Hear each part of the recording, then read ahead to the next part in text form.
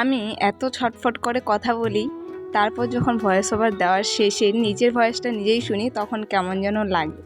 মানে মনে হয় লোকে কী যে ভাবছে আমার ভয়েসটা শুনে কে জানে। খুব স্পিডে কথা বলছি, খুব স্পিডেই আমি কিন্তু ভয়েসটা করছিলাম। তো তখন এরকম মনে হচ্ছিল যে আরেকটু স্লোলি বললে হয়তো আরেকটু সুন্দর লাগবে বা আরেকটু স্পষ্ট হবে কথাটা। বেশি স্পিডে হয়ে গেলে না কথাটা না অস্পষ্ট আসে। তাই জন্য এখন ভয়েস ওভারটা দিয়ে আবারও ডিলিট করে এখন আমি আবার নতুন করে ভয়েস দিচ্ছি।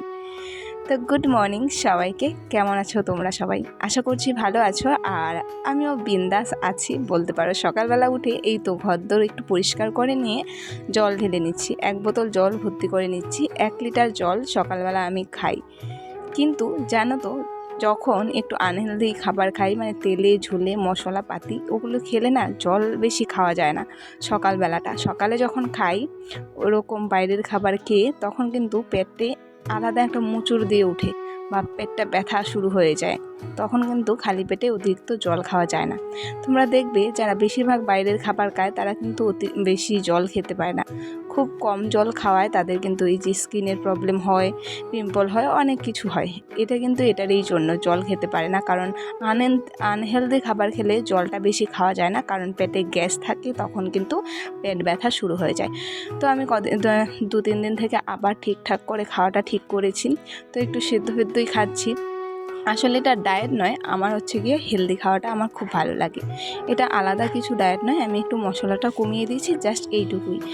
তারপর এটা খেলে না আমি পরিমিত জল খেতে পারি। 1 লিটার জল সকালবেলা তো কোনো ব্যাপারই না। আরও বেশি খেতে পারি, তবে অতিরিক্ত জল খাওয়াও কিন্তু শরীরের পক্ষে মোটেই ভালো নয়। তাই যতটা পরিমাণ খাওয়া উচিত ততটাই খাওয়ার চেষ্টা করি। তো সকালবেলা 1 লিটার জল খেয়ে নিয়েছি খালি পেটে। তারপর কিন্তু সারাদিন আমি আরও 2 লিটারের মতো জল খাবো।